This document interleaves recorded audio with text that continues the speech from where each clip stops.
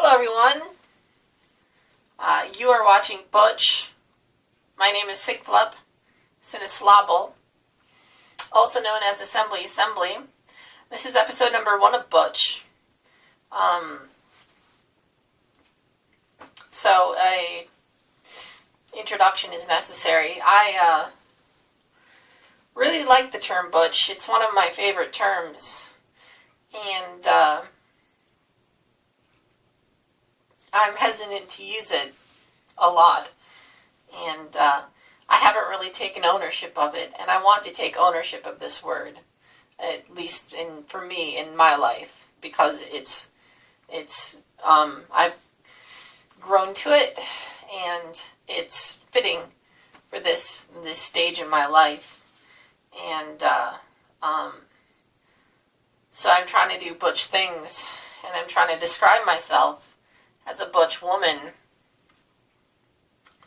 and take ownership of that instead of being hesitant and skipping around the word. So I thought I'd start a series called Butch, to talk about butch things.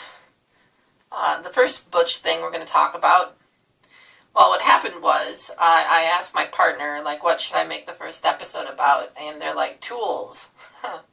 And I was like, right on. And so this episode is going to be about tools, specifically my tools. So let's get started.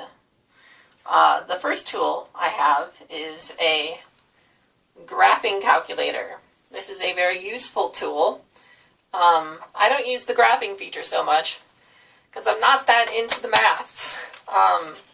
I'm into algorithms and things like this, and the theory of computation and various things that go along with that. And so I don't use the graphing feature too often. I use it occasionally, but not very often. It has a little Z80 in it. This guy, Z80 being the processor, which is the brains of this calculator. It happens to be a chip called the Z80, which is also in a lot of things, a lot of other things. And so let's get on to the next tool, shall we? Dropped it. The next tool, I've dropped this thing so many times. Like, this thing comes off. It's kind of annoying. I have to replace the adhesive. But that's the only thing that has come of me dropping it multiple times over and over again. The next tool we have is a flash cart. This one is called Demo Cart. And you can see it's a little bit faded. It's a little bit more green here, or yellow, it looks like green to me. And that's because it's been in my Sega Genesis for so long. All the programs that I write for the Sega Genesis go on this little guy right here. And I stick it in there, and it has a little flash ROM. And it programs the flash ROM and then boots off the flash ROM. And so all the programs I've written for the Sega Genesis that ran on hardware has gone through this guy right here.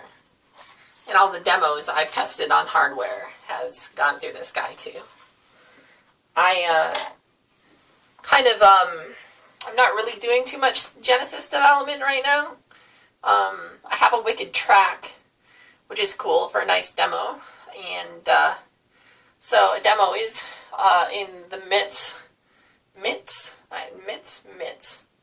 In the MITs. Whatever. English hasn't been my specialty.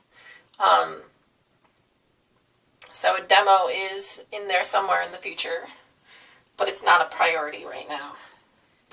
So let's go back to tools, shall we?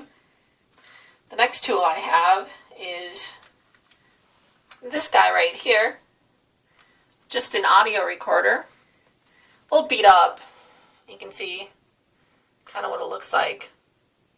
And this is, I do podcasts for Hacker Public Radio, and so most of my Hacker Public Radio podcasts have been recorded through this guy right here. And yeah, I tend to leave it on. There's a little switch for the microphone, which I tend to leave on, like, till I use it for like a month later. Excuse me. And so I replaced the battery with a little AAA battery. So the batteries that originally were in this microphone are expensive. The next tool I have is a programmer. This guy, you plug into your computer through USB, and looks like a proprietary USB device, which is unfortunate, but that's the key. That's how it is. And you end up programming this little guy right here, and then you can take this chip out and put it in things. And so this one probably has Passy-Pass on it, since it has the Passy-Pass keys.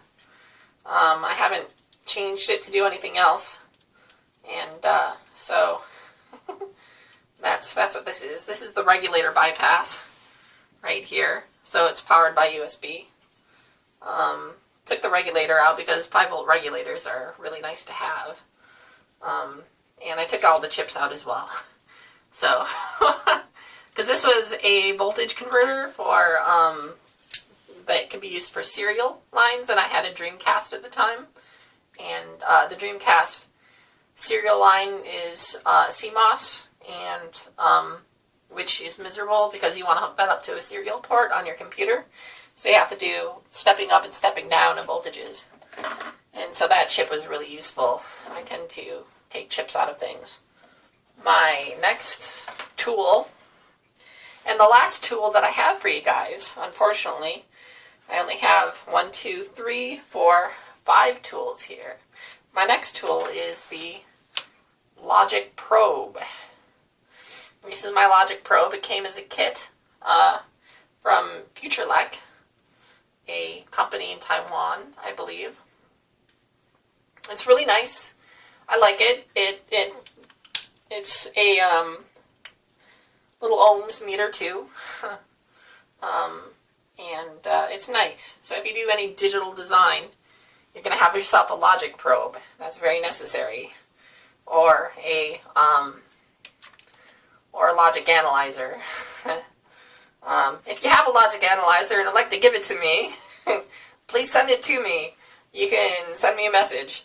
I would love a Logic Analyzer, but I just have this Logic Probe, so it works. So that's it, everyone. That's episode number 1 of Butch. Thank you for watching, and I hope to see you again on Butch. Take care, everyone. Bye-bye.